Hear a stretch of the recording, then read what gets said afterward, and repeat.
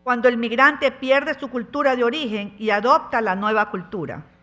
La marginación, cuando no mantiene su cultura propia y no se vincula con el nuevo grupo. Y por último, la separación, cuando el migrante desea mantener su cultura de origen y no se vincula a otras culturas. Muchos grupos de personas se quedan en la etapa de marginación, ya que buscan mantener su identidad de origen, sin considerar la vinculación de su identidad al contexto local. Las regiones que reciben, la parte positiva, también es que las regiones que reciben más inmigrantes ven un aumento en su productividad económica. ¿Pero por qué ven un aumento en la productividad económica? Porque normalmente las personas que migran están en edades de entre 20 años, cada vez son más jóvenes y ahora cruzan hasta con los niños. Tienden a complementar los trabajos nativos y fomentan la inversión empresarial. Más allá de la migración, hibridaciones, multiculturalidad, los invito a reflexionar sobre las contribuciones que hacen los inmigrantes al mercado de trabajo, su aporte al crecimiento de la población por ser grupos de población mayoritariamente en edades reproductivas, y finalmente en la dimensión cultural, con sus transformaciones y enriquecimientos socioculturales en las comunidades de acogida. Gracias.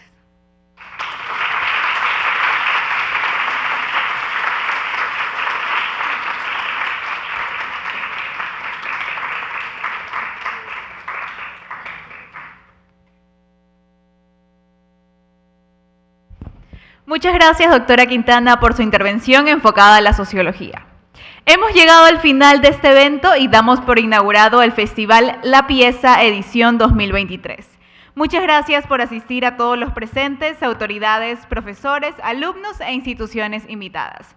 Se recuerda que el 25 de octubre será la fecha de cierre de la plataforma para entregar sus propuestas. Iniciada la primera fase del festival, esperamos verlos en una próxima ocasión. Muchas gracias.